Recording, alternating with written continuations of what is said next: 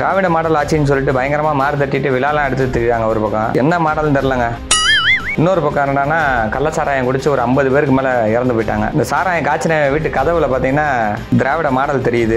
ஒரு வருஷத்துக்கு முன்னாடி ஒரு 22 பேர் கள்ளச்சாராயம் குடிச்சு இறந்து போனாங்க. அப்பவும் இந்த கள்ளச்சாராயம் காய்ச்சின யாருன்னு பார்த்தீங்கன்னா திராவிட மாடல் சம்பந்தப்பட்டவன் தான். இதுக்கிடையில திராவிட மாடல் கூட்டத்தை சேர்ந்தவன் தாங்க ஜாபர் சாதிக். இவனும் பார்த்தீங்கன்னா போதைப் பொருள் தடுப்புல தான் கைதான. கனிமொழி அக்கா வந்து இளம் விதவைகள் அதிகமா இருக்காங்க அப்படின்னு சொல்லிட்டு ரொம்ப கொந்தளிச்சு ஒரு நேரத்தில் பேசிக்கிட்டு இருந்தாங்க. அதிகமாக இளம் விதவைகள் இருக்கக்கூடிய மாநிலமாக தமிழ்நாடு மாறிக்கொண்டிருக்கிறது. மதுவுக்கு அடிமையாக கூடிய அந்த நிலை அதிகரித்தே கொண்டே போகுது.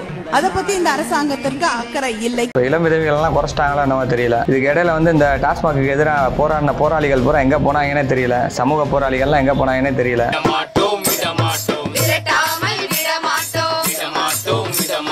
கள்ளச்சாராயம் எங்கேயோ 1-2 இடத்துல தான் காட்சிக்கு இருக்காங்கன்னு மட்டும் நினைக்காதீங்க. தமிழ்நாடு முழுக்க இன்னைக்கு கள்ளச்சாராயம் வந்து கள்ளச்சாராயமும் போதைப் பொருளும் இன்னைக்கு ரொம்ப மலிவா சர்வ சாதாரணமா கிடைச்சிக்கிட்டு இருக்கு. இன்னும் எத்தனை குடும்பத்தை தெருவில் நிப்பாட்ட போறாங்கன்னு தெரியல.